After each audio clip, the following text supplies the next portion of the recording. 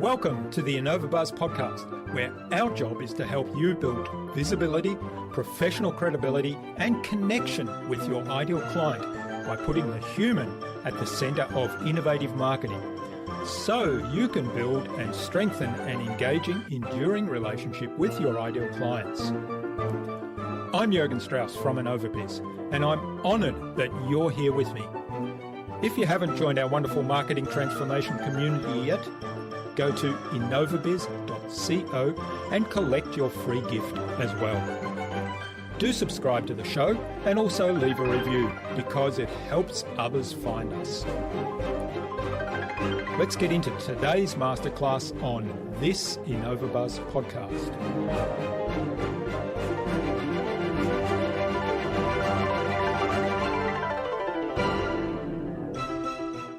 Everyone needs to rethink what their innovation process looks like. It needs to be more of a methodology than a process, number one. And to me, the difference between a process and a methodology is a methodology has a process plus an approach that's very much centered on learning. And so if you create an innovation process centered around a learning framework that's designed really to seek product market fit for an idea before that idea is fully formed and all the capital and resources are invested in building it as if it's already successful, and work your way back to the lab from there, you can reduce the time and cost to launch any innovation and improve the success rate.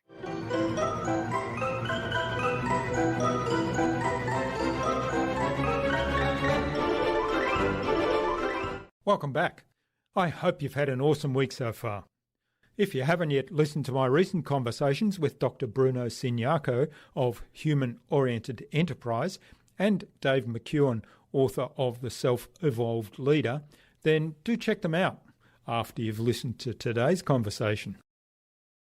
I'm really excited to have on the InnovaBuzz podcast as my guest today, Sheppard. He's the founding partner of GrowthX.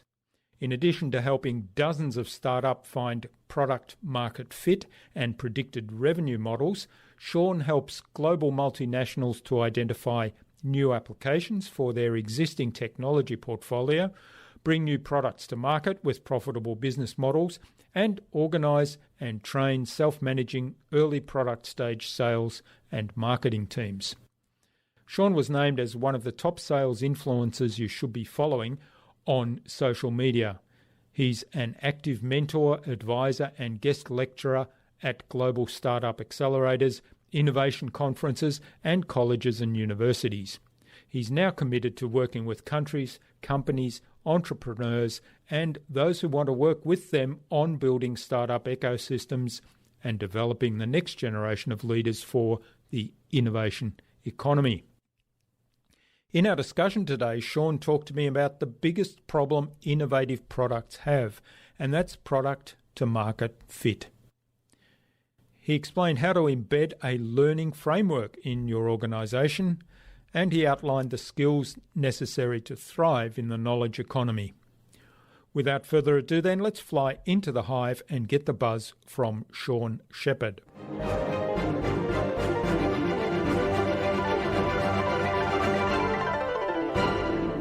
Hi, I'm your host, Jürgen Strauss from InnovaBuzz, and I'm really excited to welcome to the InnovaBuzz podcast today, all the way from San Francisco in California, the USA, of course, Sheppard, who's the founding partner of GrowthX. He's a globally recognized sales and marketing thought leader with over 20 years of experience bringing new products to market, including as a 5-time sales founder. Welcome to the InnovaBuzz podcast, Sean. It's a real privilege to have you as my guest. Thanks, Jürgen. I'm thrilled to be here. Now, you work with clients in building startup ecosystems and developing the next generations of leaders for the innovation economy. And you also work on disruptive innovations and how companies can position themselves to build those or take advantage of them or to be aware of what's happening. So I'm really keen to explore all that today. But before we do, give us a whistle-stop tour of how you got to where you are today and some of the pivotal moments on that journey. Sure.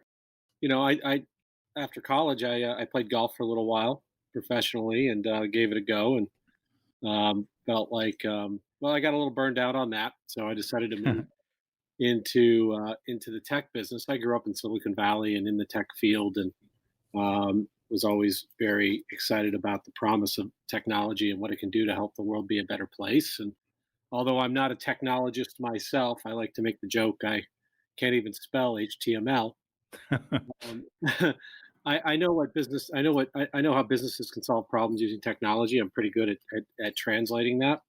So I had probably my first and only job in enterprise sales after leaving golf, and was pretty successful at that. Learned a lot, and was lured away to be the first sales leader in a startup. I learned and kind of cut my teeth on how it's different to be that first person taking a product to market, and then I parlayed that exit into co-founding several other enterprise technology startups over the years. I've had 3 exits. I've had a lot of very valuable learning experiences, as well as that's what I would call a failure, is a valuable learning experience along the way. And about 7 years ago, I moved from the entrepreneurial side to the investment side, launched a seed stage venture capital fund with some partners here, and quickly realized that the biggest problem our startups were facing was not product development, but market development. And then I learned through the course of my own research, along with my intuition, the research confirmed that most startups fail and most new product launches fail, not because of products and technology, but because of markets and people. And so I set out to try and solve that problem for our own investments by building a market acceleration program, a framework for helping companies find product market fit.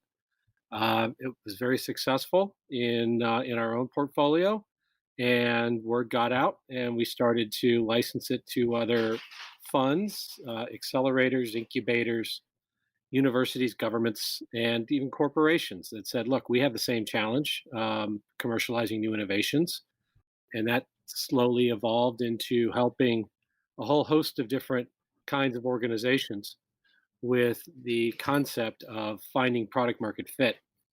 And It's really designed to do 3 things: find the truth about where a product fits in the market, if it does at all, and what to do about it. Create a functional learning organization out of the team of people who are responsible for doing that, because it's very much a stage relevant skill set that's required to be efficient and successful at finding product market fit. And then ultimately, the third thing is to find a profitable business model through the course of that. And if you can do those 3 things, you can build sustainable, lasting products in the market. And for corporations, it's all about protecting and growing revenue and market share by responding to the current needs of the market, especially in the age of COVID. For startups, it's all about staying on the field long enough to learn and build something sustainable that gives you a reason to go out and raise more money or acquire more resources so that you can scale. For governments and accelerators and investors, it's all about aligning incentives and creating a model where you can invest in companies, help them grow, and develop the talent that is required to support that system. And so these days, I spend most of my time running around the world talking about these things, or at least I did before COVID, and, and supporting our businesses and helping those various constituencies. Mm. Yeah, that's a pretty powerful why. So you invested in companies and saw a gap where they were not being successful and addressed that gap. Yeah, I see, and it's a pretty common trait you see among successful entrepreneurs. They typically go about solving their own problem in a novel way, and then find out that other people have that same problem, and then are able to share that with the world. I always say that in today's age of applied innovation, where it's never been easier or cheaper to get products launched, it's also never been more difficult to get traction for those products in the market. So you need an approach that is very much focused on finding product market fit before you invest too much inside your building to your own vision, as opposed to the problems that the customers face. Hmm. So, one of the things I know you're very focused on, and you mentioned this here, that there's the product market fit, but there's also the people part of that, and I know you're very strong on the relationship side. So, in terms of getting started and getting that early traction in a really noisy marketplace, how does the people part fit into that, and what are your recommendations to kind of get started with the relationship side of things? Yeah, well, I think there's two kinds of I think there's two ways to answer that question. There's the talent required to take a product to market, and then there is the people that you have to build relationships with in the market to get the two things you need the most from them at this stage, which are their time and their truth. I always say it's not about selling products to customers when you're going to market. It's about recruiting partners, partners that share your vision, understand your current reality, and are willing to invest their time and truth in the journey to get from your current reality to that vision. And that's not just people who meet a certain criteria of industry or sector or department or role or title, or might have a problem that you think you can solve for. But they also have to have that mindset, that innovative or early adopter mindset that Jeffrey Moore talks about in his book, Crossing the Chasm, which is something that's been very much a part of what's guided my philosophy and approach over the last decade or so. Is it's one thing to identify a customer profile with a particular problem that you can solve, but it's another thing to find the people, the individuals inside of that company that are willing to take the risk early on working with you. And so that's sort of what you need to find within the market that you're going after. In terms of the people on your side that you need to trust with the process of driving that for you, I call that a stage relevant skill set. They need to have, it's more their characteristics and traits and what's sort of innate in their DNA that's important than their background or experience or existing relationships in a market. I mean, those things are important, but they'll only get you so far. You need people that can embrace ambiguity, that can communicate well across functional areas of a customer as well as inside your organization. They need to understand what the customer wants and then translate that back to product people who aren't always great at talking to humans uh, or very Mhm. good per se at leading the learning process and taking an organization or a product through that learning curve. They have to love technology, but they don't necessarily need to be a technologist. And I think most importantly, they have to have a learn it all mindset instead of a know it all mindset Mm. to drive that learning and recognize how to accelerate it and focus on a very small cohort of opportunities that meet that profile that I laid out uh, to get where they want to go so that they can get to referenceability as quickly as possible and then cross that chasm that Jeffrey Moore talks about from early adopters into the mainstream marketplace, which represents the majority of the market. But the thing with the mainstream is they are pretty risk averse. They try, they typically only want to buy from market leaders. They want referenceability from other mainstream peers that are also just as risk averse. And that's where a lot of the challenges exist. So the strategy needs to be to accelerate your path through the learning curve with innovators and early adopters to the point to where you can assume a position of market leadership or superiority with that particular use case in a way that shows the mainstream that you have credibility. Mm. Yeah, I recall. I mean, this is the second attempt we've had at this recording. The first time we had lots of technical issues, but we did get a long way into the conversation. And I remember you telling me about Crossing the Chasm and Jeffrey Moore's model. I haven't yet read the book, but I will be adding that to my reading list. It's interesting you talked there, and this is from his model. I think the three types of people and the early adopters, the mainstream, and then the laggards. Is that the right Yeah, term? he identifies five communities, and really, his book comes out of some research that was done on human behavior, in an agricultural study in the 1950s, and he applied it to technology. In that, there are five kinds of people in the world when it comes to how they respond to risk and change. And they are innovators, early adopters, um, the majority, and skeptics and laggards. And I think skeptics and laggards are fairly self-explanatory. Those are the folks that are still running around with flip phones and and aren't necessarily very attuned to taking any sorts of risks. They represent about 20% of the market. The mainstream represents the bulk of the market, about 60%. It's your typical distribution curve. And then the other 15 to 20% is on the front end, split between innovators and early adopters. Innovators are great for early product feedback. They will help you build something that's functional and useful. They love the bright, shiny new objects, but they typically don't have budget or staying power. They'll typically either not be allowed to have budget because they are so risky, but they will. And then in addition to that, they typically will move on and be easily distracted by other projects and other bright, shiny objects. But they're very useful in the early stages of product development. And then, really, though, the ones that are going to carry you forward to help you find your business model, again, talking about the three things that we're trying to do, right? Find product market fit, create a functional learning organization, and create a business model that's lasting, are your early adopters. These people have they're willing to take calculated risks for strategic reasons, and they typically have budget, and their vision, if it's aligned with yours, is one that sees exponential return on working with you early, usually to create some sort of a competitive advantage or transformational change. And the key is that as you're out there trying to recruit early partners to work with, is you need to look for the signals and the flags that pop up that tell you whether or not these folks are mainstream, skeptic, laggard, innovative, or early adopters.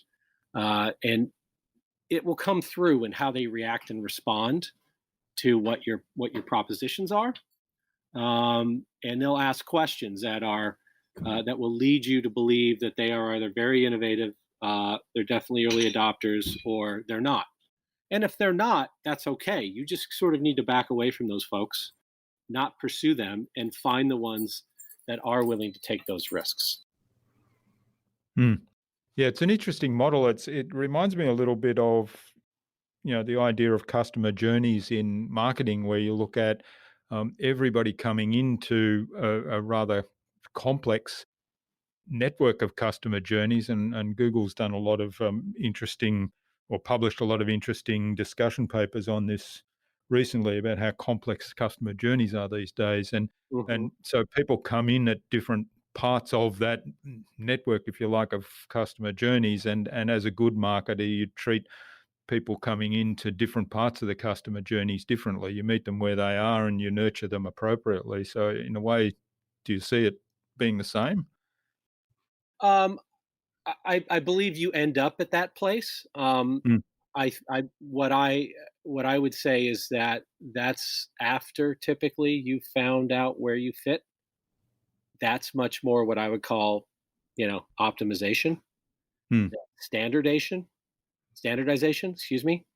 So another thing Jeffrey talks about is the kind of the three steps of developing a business, and you have creation, standardization, and optimization. And I'm very much focused on the creation and standardization phases because that's where the majority of the failure is. Yeah. And so when Google talks about optimizing the customer journey, that's exactly what it is. Mapping the journey. Now you can do very simple things very early on in the creation and standardization phase to try and optimize the journey. But my philosophy and my experience there would suggest that you got to keep it as simple as you possibly can. Yes, you go where they are, you meet them where they are, you build what they want, you create the data and the insights that drive their behaviors and help you establish a relationship, and you go very deep with very few customers early. So customer journey mapping, customer experience, user experience, pre-sale, onboarding, implementation, and post-sale are very important, and you have to pay a ton of attention to them. But you want to keep those things as simple as possible. Hmm. the number one barrier to change is barriers. It's not, it's not what a lot of us have always kind of thought it is, which is, okay, people just don't get it. We need to give them more facts and data. No, in fact, what we have to do is remove all the barriers to change. Make it as easy as possible for people to change their behavior, even if it's just incremental, to get them to change. Because our number one competitor, I always tell my startups, is not some other vendor. It's changing the way people are doing things. It's behavioral change. And so you have to be very mindful of that. And so you have to create a situation whereby it makes it easy for people to change. The other thing I always say is people don't want more work; they want less. So when you're presenting them with new propositions and behavioral change, you need to show them how it's less work and how it's easy for them to make that change. Well, I think we can all probably think of many examples where things have been made difficult, where we've been expected to do something, and in this COVID world, there's lots of behavioural change expected of all of us. Things have been made a lot more difficult than they could be, and it gets quite frustrating as the person expected to make that change. So, do you have any really good examples of someone who's done this well, who's or a situation that this has been done really well, where people have been required to make a change, or that there's been a change involved in adopting a new process or a new product, and it's been done really well? Well, yeah. I mean, first, I would say that we all have a tremendous innate capacity to change. And COVID is demonstrating that right now. I mean, look how quickly major manufacturers are flipping from making alcohol to sanitizers, or from manufacturing, industrial equipment to PPE or ventilators. When there's only two things. There's only two ways people change: because they want to or because they have to. And COVID is showing us what happens when people have to make that change. Those of us that are willing to embrace it are responding accordingly, and I think reaping the rewards. And those that aren't are probably struggling. And I would say that those are examples. One of the things that Jeffrey talks about, and it's funny, we're really talking a lot about him, is the notion of a continuous innovation versus a discontinuous innovation, and how they're unique and different. So, for example, the newest iPhone is a continuous innovation, but the original iPhone was a discontinuous one because of the amount of change that we were asking people to make. And there's a whole host of different factors that go into when and why and how those things are successful. I'll point to Bill Gross at Idea Labs, who is probably one of the most prolific and successful Silicon Valley investors and entrepreneurs in history, who's had a ton of unicorns come out of his incubators. And he did an analysis, and you could Google this and watch his talk, but he did an analysis on the number one factor for his success, and it was timing, not anything else. Just bringing something to market at the right time, when the market was ready for that kind of change.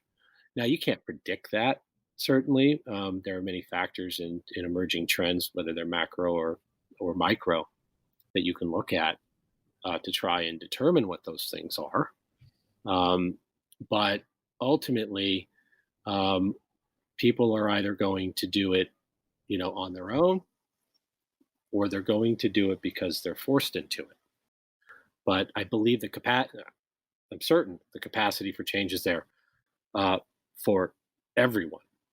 But now the standard user experience is set by the Amazons and the Apples of the world. I like to say Amazon, right? The most valuable company in the world. They don't make anything except all of us happy and satisfied, right? I mean, we know the old axiom of one of the largest car companies is Uber, and they own almost no vehicles. That's right. Hotelier is Airbnb. They don't own a single room. Facebook is the largest advertiser and doesn't own a single billboard. So, it's a different world now, and those expectations are changing quickly, and we need to respond. 50 years ago, the average turnover on the S&P 500 was about 75 years. Today, it's about 10 years. Jeff Mm. Bezos even came out recently and at a shareholder call and said, I'm worried I'm worried we might not even be in business in 2030, 2035. Yeah. Because think about it. This is what I mean about the age of applied innovation and applied technology. Most things are not defensible. Most things can quickly and easily be copied. Unless you're dealing with deep developed science and deep technology, and those things will always be there, you're faced constantly with a need to constantly innovate, constantly reinvent yourself, and stay out in front of that technology adoption curve. Yeah. For me, I mean, we talked in the last one about, and I've mentioned this before, my experience with photography in the early days of digital photography. And for me, the examples that you mentioned, like Uber and Airbnb and Amazon and Facebook, they're they've asked different questions. So they're kind of asking questions, what is it that we actually do for people? So the hotel industry, for example, said, well, we own hotels and we rent out rooms or suites to our customers. And then, there's a whole experience around that. Some of them provide a premium experience, others it's more value for money kind of thing. But it was all based on the premises that we have the assets that we rent out to people. But what they're actually really doing when you chunked it up one level was they were just providing accommodation for people. So Airbnb said, well, we can do that without owning assets. And similarly, Uber and then Amazon, like you said, they make us all happy. It's not, you don't think of, okay, they provide books, because they do a lot more than that. In fact, I just recently bought something quite special from Amazon that is a bit of camera gear, and Amazon happened to have the only one available right now. So it's kind of a different mindset, isn't it? Very much. In fact, there's a great story about how Airbnb languished for the first few years. And what really accelerated their growth was the minute, and this kind of ties back to your background about images, the minute they started bringing in professional photographers to take professional images of the Yeah. facilities is the moment they started to get real traction. Hmm. Yeah, that's right. I love that story because it kind of comes back to a little bit the marketing background. Yeah, what is it that they're solving? What's the problem? And part of demonstrating that they were able to solve that was showing the visuals, the photographs of the properties that they had access to. Yeah, and that was accidental. It's not like they said this is going to change the world for us. Hmm. They saw conversions just exponentially grow once they started to do it, and they just kept doing more and more of that. But all they did was say, okay, we're going to take we're going to take a long tail off of Craigslist, which is rooms for rent, and we're going to create a marketplace for that. And it was slow going in the beginning until they started to throw the images up there. The visual, the brain, 60% of the brain power goes to the eyeballs. Hmm. That's where you're going to capture people's attention. Yeah. Yeah, that brings me back, or sort of triggers in my mind again, your second point in terms of the three things that an innovative company should be doing, and that's developing a functional learning organization. So tell us a little bit more about that, because I think that's a really good example of applying that mindset. They tried something else out. They learnt that, hey, this is increased our conversions, and so they went all in with producing really good quality photos. And I think, looking as a user of Airbnb from time to time, I'm certainly influenced by the quality of the photos they put up there. So it's not Airbnb doing the photographer, it's the property owner who puts the photos up. And often I think, well, that person should invest in a good photographer, because they're not doing themselves justice. Right, right. Well, so the first thing is that the three objectives of my approach, I didn't just pull those out of thin air or just come up with something that was kitschy, right? They came from 25 years of experience. And the second one, creating a functional learning organization, is a very practical response to the conventional wisdom of we have to transform cultures. And everything that I do is around acceleration, right? How can we get there faster, cheaper, and better than we have before? And most of it's behavioral. And so when you think about things through that lens, to use another photography analogy, when you think about things through that lens, what's most practical, whether you're in a large, especially in a large organization? There's the old axiom of go. If you want to go fast, go alone. If you want to go far, go together. I agree with that. But stage one is about going fast and going alone. So you get as small a team as you need, and you create functional learning, and that means operationalizing the feedback loops. So, for example, that means you've got one person responsible for market development, you've got a team of people responsible for product development, and that market developer needs to functionally operate in a way that is constantly feeding the product team with feedback from the market so that they're building what people want, not what they think they need. And that's possible at small scale. That's why one of the things I like to say is do the things that don't scale to scale later.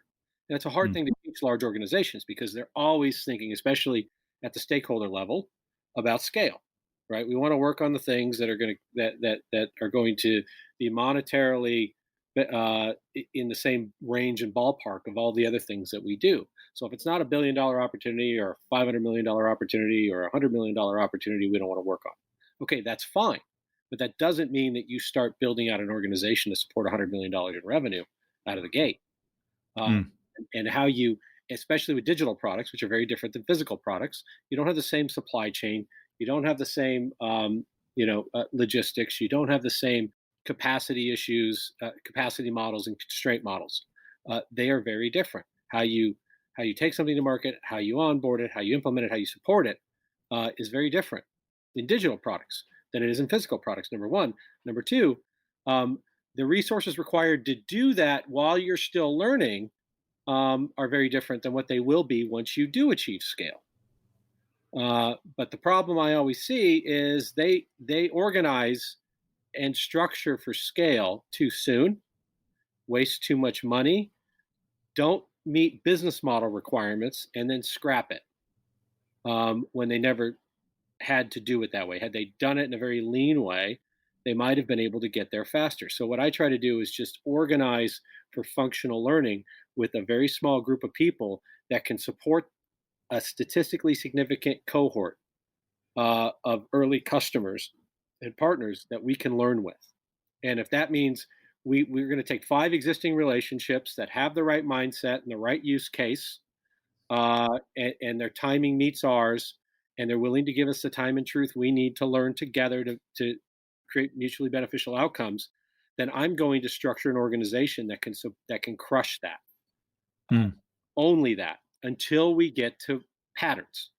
And then once you get to things that are repeatable, predictable, and scalable, now you can have that conversation about transition from the learning phase to the transition phase, and then ultimately to an expansion phase. But I see way too often everybody's already sort of building out and thinking and operating as if this is going to happen. And that's very dangerous thinking when you're taking something someplace new. And that's one of the many reasons why 90% of corporate innovations fail and 80% of funded startups fail. Yeah. There's a lot of merit in not investing big up front, doing lots of experiments, and you've outlined a really great learning process. I like the idea of operationalizing the feedback loops and also having kind of, I think you mentioned Tiger Team the last time we spoke, which is that small group, right? That's functionally set up to test those small scale things without a big investment up front, without thinking about scale at this early stage. Very much so. It's not a shock and awe campaign. Right? It needs to be surgical, it needs to be focused, and it needs to have real measurable objectives. And those need to be transparent, and they need to be communicated to the customer as well as to your stakeholders in a way that shows that learning is progress, and that learning will lead to revenue. And that's the Mm. part where that's what I call sort of the Silicon Valley of death. That's where so many of these companies fall apart and fail, is they allocate resources at the wrong time in the wrong areas, and then eventually they run out of those resources, or they run out of stakeholder support. And then they, especially in corporates, right, they stop managing the innovation and they start managing their careers, and they back into the bushes like Homer Simpson, and they pretend like it never happened, and they go back to their normal core competency and job.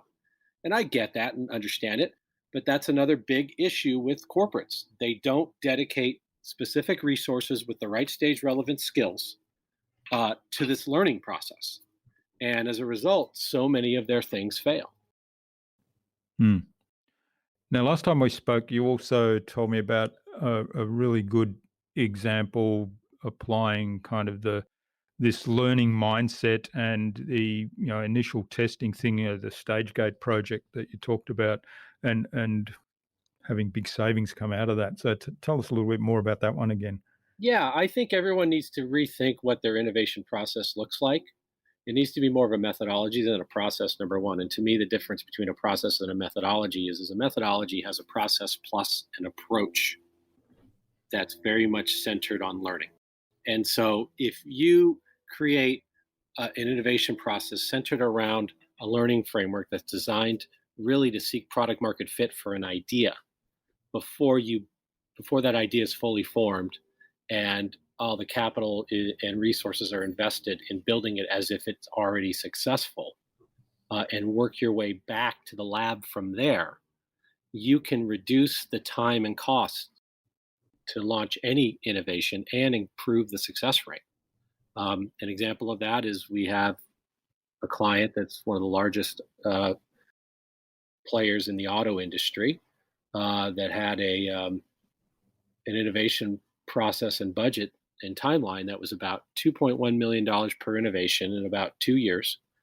And we were able to reduce it to, I think it was 900,000 in 7 months, simply by flipping the script and saying, before you start going down the path too far with this piece of intellectual property, let's identify some initial customers under these criteria that we can go have conversations with and partner with to do joint development. It doesn't necessarily mean you have to share the IP. That scares the shit out of people all the time. But what it does do is identify what are the key problems that your existing relationships have that you might be able to solve, and how do you prioritize what you work on based on that? And then how do you do it together in a way that allows you, in an iterative sense, to solve their problem in a meaningful way, knowing full well going into it that if you solve it for them, you can solve it for your other customers, because that's typically the case. Very rarely are we solving a problem for one person that others do not have. That's right. Yeah. Well, those savings are kind of pretty impressive and pretty startling on the one hand, but for me, not surprising, because I've been through exercises like this in the corporate world, and I had to laugh a little bit when you said the giving away the IP is scary. that's always the first thing people put up when you suggest, in the corporate world, in my experience anyway, when you suggest this kind of approach, talking to customers early on, talking to a small group, sharing information in that learning way. And then, one of the things that I always had held up back, no, we can't share that information. That's our own IP. That's right. Yeah, Yeah. and that's a traditional fixed mindset that gets companies disrupted. Hmm. And there's really three kinds of innovations, right? There's core innovations. What can you do to continuously innovate on your existing business? What's adjacent to it? Like, what are the things you touch or exist within your ecosystem where you have the knowledge, skills, and expertise to enter those areas if you so choose, and the relationships to leverage to create those opportunities?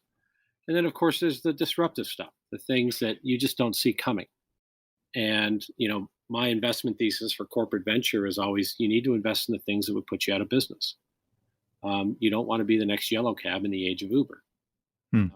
And so how do you create that environment where people can harness disruption and then execute well to figure out what is useful and valuable in the market and what is not. Yeah, and that's core to the whole philosophy, isn't it? That figuring out what's valuable in the market and what problem can I solve. Absolutely. As a venture fund, we host a lot of EIRs, that are called entrepreneurs in residence. Successful entrepreneurs we've invested in the past who need a place to sit and think and figure out what they want to work on next. And so you give them the resources to do that.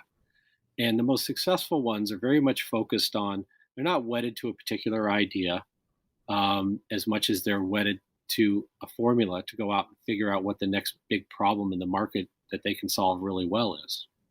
And they'll spend a lot of time having those conversations and doing early market development, talking to leaders in different businesses and trying to understand what their greatest challenges are.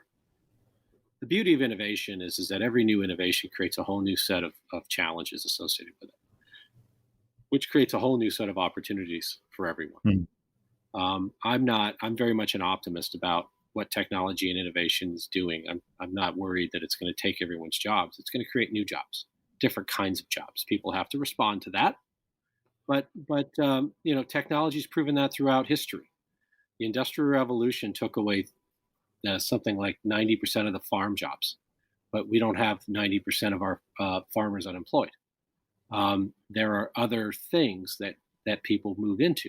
They went from farms to factories, and now they're going from factories to the service economy. And any and all of these repetitive tasks, low-value repetitive tasks, will become automated if they haven't already. And that's not necessarily a bad thing. That opens up opportunity for more creativity. I see a future where everybody's job is a creative job. And they're thinking of new ideas, and they're coming up with new and unique and interesting ways of solving the world's problems instead of doing repetitive tasks because the robots are doing it for us. Mm. That's a good future. Yeah. I agree with you on that. That's there's a show that I'm kind of half watching. I sort of get frustrated by it and leave midway through it. There's a series on our local television here at the moment looking at the future of work, and it's kind of framed in the pandemic environment, but they're talking about AI and how robotics is going to take over all these jobs, and that people are going to have to figure out ways of doing it, and most people are going to end up unemployed, and most people graduating university now these days that don't have a future really because they're being educated in something that isn't going to be needed in the future. And I thought, well, why not turn that around and say, well, let's start at the other end of that and say, well, where are the opportunities and how can we help people learn the skills that they need to take advantage of those opportunities, and how can we kind of highlight those opportunities and brainstorm as a community what that might look like, what those opportunities might look like. And I agree with you, the ability to actually enhance the creativity of the entire community is just massive. Well, I agree. And one of the talks I do a lot, because one of our businesses is GrowthX Academy, where we train people to work in technology companies in non-tech roles, in the creative roles, in sales, in business development, in digital marketing, in UX design, in data science. And so one of the things I talk a lot about are the skills necessary to be successful in the innovation economy. And these are skills that everyone at any stage in their life can adopt. Mm. And it starts with mindset. A growth mindset. Be a learn-it-all, not a know-it-all. Recognize that what you don't know is more important than what you do. Don't be afraid of failure. Remove the word rejection from your vocabulary. Replace it with feedback. View feedback as a gift. Develop EI in the age of AI. AI is never going to replace emotional intelligence and creativity. It's not going to happen. We know so little about the human brain. It's ignorant of us to say that we're going to replace the human brain with AI, when we still know so little about how the brain works, its complexities, how it evolves and grows. Replicating that we're 150, 200 years away from that. Not in the least. So how do you separate yourself in the age of AI? You separate yourself with EI, emotional intelligence. How do you create more human connections and use humanity and your own humanity and other people's humanity to create value for the world? Business acumen, understanding how businesses work, how they make money, what incents them and drives them, and how you can contribute to that as an individual member of society is critical. That's the third skill. So, understanding business models, understanding what a business does and for whom and how, and once again, how they make money and how you can contribute to that. Market acumen, the ability to quickly ramp up on a particular domain, area, expertise, become a subject matter expert, if you will.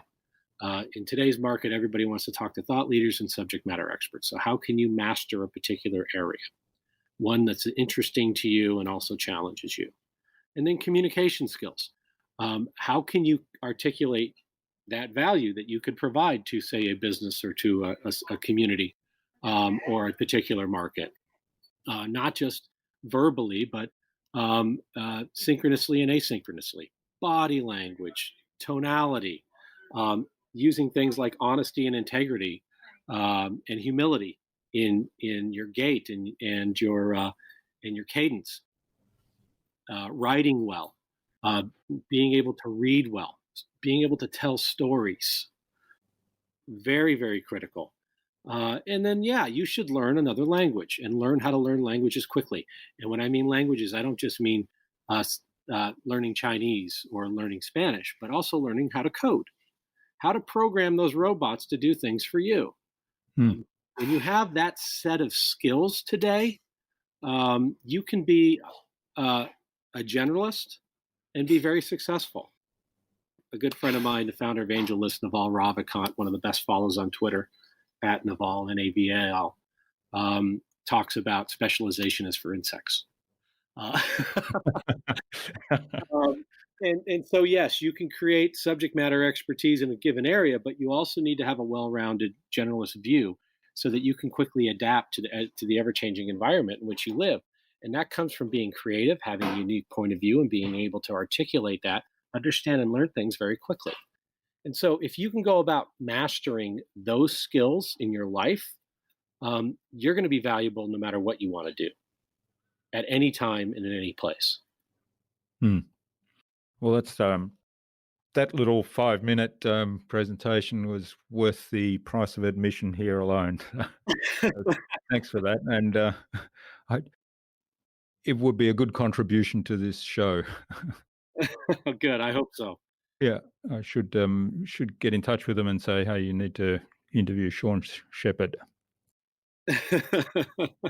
Well, the universities and the institutional education system is another real problem. You want to talk about a group of people that are resisting change. Until today, they've had very little reason to change. Their business model, their tuition structure, government-backed low-interest student loans allow them to jack up prices, saddling people with debt,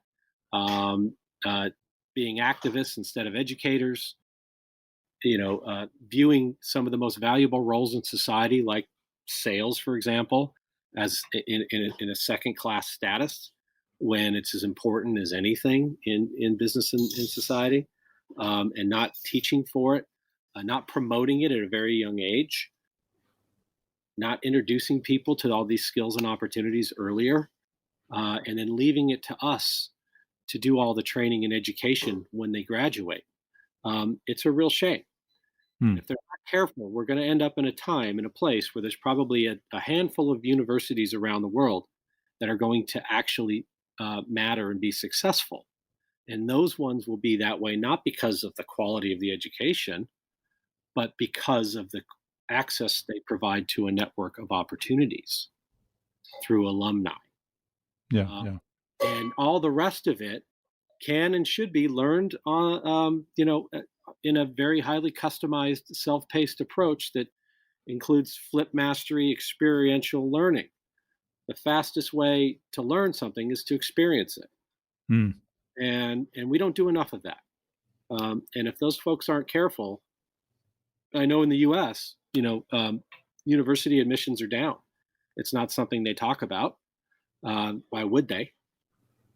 But they're down. I'm seeing more and more, and I have one in university now, and one is going to be going to university next year. And they're both wonderful students, and they want to go to four-year universities because they want specific certifications that are science-based. But if they weren't, I would say you don't have to go. I'm not going to force you. Mm. Uh, if you know what you want to do with your life, go do it. Yeah. Why spend 4 years and $250,000 of my money Mm. on an indoctrination camp? Yeah. And then you come out and you still have to learn a skill because those skills aren't being taught.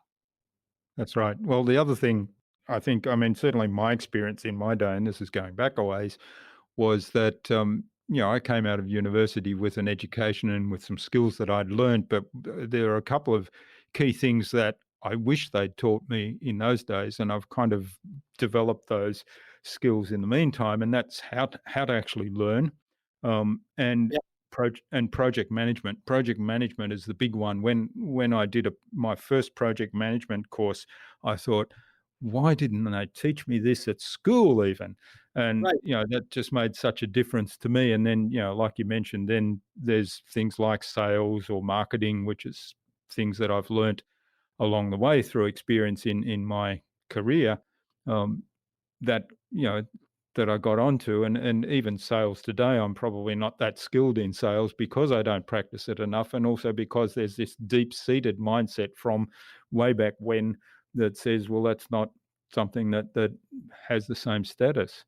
Now, luckily, both of my kids, they've completed their degrees now, and they actually sought opportunities to extend themselves and learn, and they were sort of versed in a whole lot of different things. And I think they've embraced this whole idea that it's not just the skills that they learned, but it's also learning how to learn and taking on new things, trying out new things.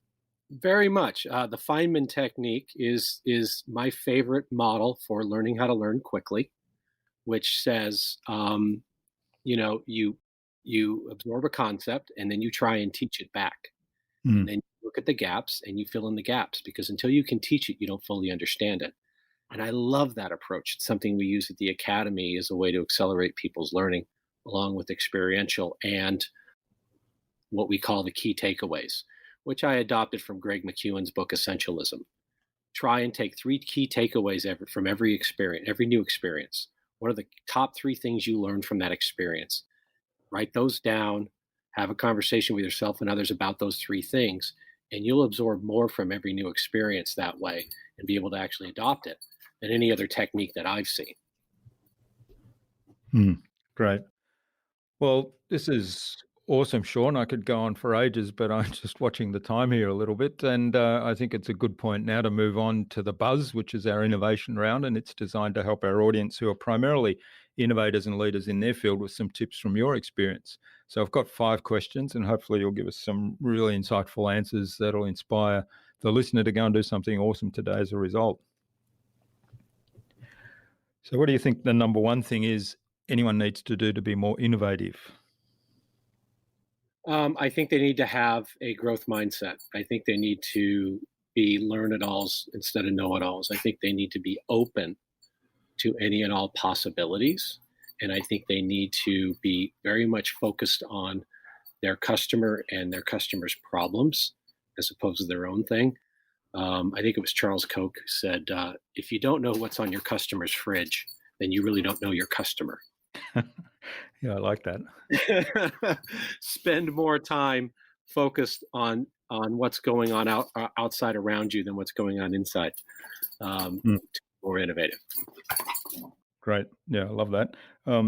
The idea of learn it all, I've come across that a bunch of times now with people I've spoken to on the podcast, and I really like that concept. It's certainly, I mean, we talk about know it all as it's almost a derogatory term, but I think the learn it all is a big compliment if you say that of somebody. So good aspiration to have.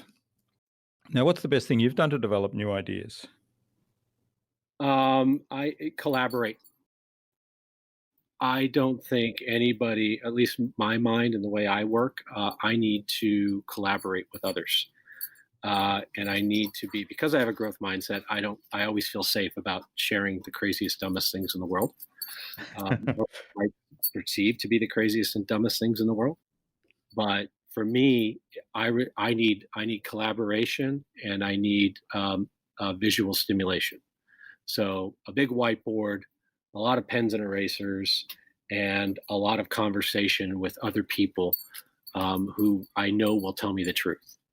Hmm. Yeah, I love it. And I love the idea of not being afraid to humiliate yourself. I think Alex Osterwalder said in our conversation on the podcast, he said, be prepared to humiliate yourself in answer to one of these questions. I love it. Hmm. All right. Now, do you have a favorite resource? You mentioned whiteboards. Is that your favorite resource? My favorite resource are other people. Other um, people, yeah. Whether that's existing relationships or learning from others. So, for example, now, I mean, I've stopped listening to the radio and for the most part watching television, and take my free time and use it to read and listen to podcasts and hear thoughts and ideas from other people. I'm always in search of new ideas and new ways to think, and I'm very much focused on things that create personal development for me, because I believe in the innovation economy, there's no distinction between personal and professional development. If you develop yourself as a person, you'll develop yourself as a professional. So I'm always looking for different people's opinions and ideas on things that are really centered around human behavior. Philosophy, psychology, neuroscience. I've become, the older I get, the more I focus on people's actions instead of their words. And I've become a lifelong sort of student of human behavior. Because at the end of the day, every business model is H to H, human to human. Yeah, that's right. I love it. And isn't it wonderful these days that we have access to so much direct knowledge that from people all around the world? We're not reliant on what's fed to us through the mainstream media. That's right. And that's the beauty of the internet. Yes, it can be an ugly place too, but all that ugliness is just the amplification of human behavior.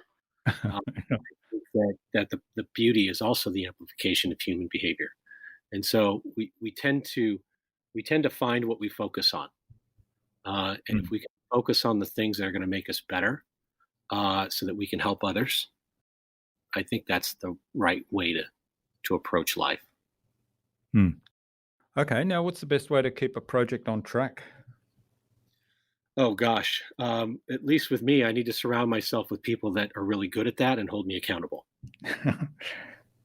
And that's just the honest truth. I think personally, I'm always, I'm very much a strategic thinker and a creative thinker, and I can set the wheels in motion, but I need to surround myself with others who will help execute on those things and make sure that I'm doing my part. So to me, it's about organizing putting the right people in the right place. Again, comes back to what you were saying earlier about collaboration. Yeah, and behaviors. Again, it's people and markets that determine success, not products and tech. Yep. Wonderful. And what's the number one thing anyone can do to differentiate themselves? The exercise of identifying differentiation is a longer-winded answer, but I think what you're really asking me is I think the way I'm going to answer it is that you need to have a unique point of view. Everyone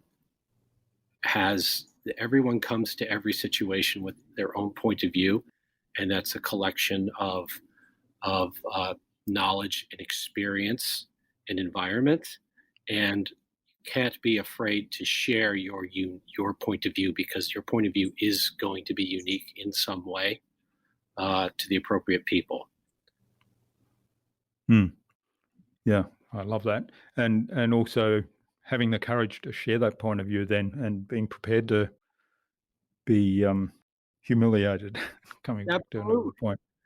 Yeah, no, that's right. Don't be afraid. Society conditions us to fear, the unknown and the worst possible outcome. And of course, negative self-talk is one of the most dangerous things anybody can do to themselves. And we can easily, in the absence of feedback from the outside world, jump to the most negative conclusions and then prevent ourselves from sharing that point of view. Hmm. Yeah, I heard, well, actually, I was looking at a list of questions for a suggested deeper networking thing. And one of the questions there was something along the lines of the most of the conversations we have during the day are actually conversations we have with ourselves. And so, what conversation are you having with yourself right now? So, I think that's a good one to reflect on in terms of what are you telling yourself right now, and what barriers are you putting up right now to do whatever it is that the idea that you might have. Critical element of growth mindset is mindfulness, right? Yeah. Catch yourself in the moment and stop and ask yourself what you're doing and why. A very good friend of mine and a mentor at the academy is the dean of psychology at the University of California, San Francisco, and he talks about negative self-talk. And he would say to me, and this changed my life when he said this. He said, "Sean, when you're down on yourself and hard on yourself, and you're talking to yourself negatively, ask yourself, would you ever say those things to another person?" Hmm. And of course, the answer is no. And I'm naturally a perfectionist. I'm very hard on myself, and I hold myself to a standard that's probably unfair. And I have to constantly work at that. And I think we all do to a certain degree. So don't beat yourself up, and don't allow that to happen. I mean, there are scientific, there are biophysical reasons why that happens. There's this condition called leaping, where we leap, a section of our brain will leap to the negative outcome or conclusion because it's a fight or flight response. It's trying to protect us. Yeah. And it doesn't know the difference between what we're virtually thinking about that hasn't happened and what has actually happened. It cannot distinguish. So you create a scenario in your mind, your brain thinks it's real. Hmm. And so that flight or fight, that lizard brain response will be to go to the worst possible outcome to help protect you from harming yourself. And so you have to recognize that and know the difference between truth and reality, because your brain isn't going to do it. That's right. Yeah. Yes, it's a wonderful thing, isn't it? And it's probably a topic for another whole series of podcasts. Yeah. Hmm. All right. Well, this has been absolutely fabulous, Sean. Now, where can people find out more about you and about GrowthX, and maybe even get in touch and say thanks for what you've shared with us today? Sure. They can connect with me on LinkedIn, follow me on Twitter at Sean A. Sheppard. They can go to growthx.com or gxacademy.com to learn about the other work that we do. But happy to field any conversations that come in from your audience. Great. And we'll have links to those in the show notes as well. Now, what parting advice would you like to leave our listener today? Well, I think there's a whole host of things certainly, but the number one reason innovation fails is lack of proper execution. And I think you need to find a framework or a model that you can operate around. That's going to help you find the truth about where your product fits in the market, create functional learning, and find scalable business models. Great. And certainly we've talked a lot about how that framework might look today, and you can find out more on GrowthX in terms of all the information that you share there. Finally, then, who's someone else I need to have on the InnovaBuzz podcast, and why? Oh, goodness. Well, I think if you can get Naval Ravikant, that would be fantastic. The founder of AngelList. I think he's one of the true great thinkers of our time. His tweet storms on Twitter are prolific. And he's very much focused on mind, body, and spirit, and how to think and behave in today's world. Great. Well, we'll see if we can jump into his Twitter feed and start a conversation with him. And Yeah, invite him to the podcast. I spent a weekend with him in Colorado 2 weekends ago, and I swear in 2 days he gave me a lifetime of things to think about. It was Okay. Well, maybe we'll get an introduction from you. I'll do my best. Yeah. All right. Well, thanks so much for sharing your time and your insights with us so generously today on the InnovaBuzz podcast, Sean. I've really enjoyed this, learned a lot. There's been so much to think about here, so much to dig into more. I wish you all the best for the future, and let's stay in touch. Yes, let's do that, Jürgen. Thank you so much.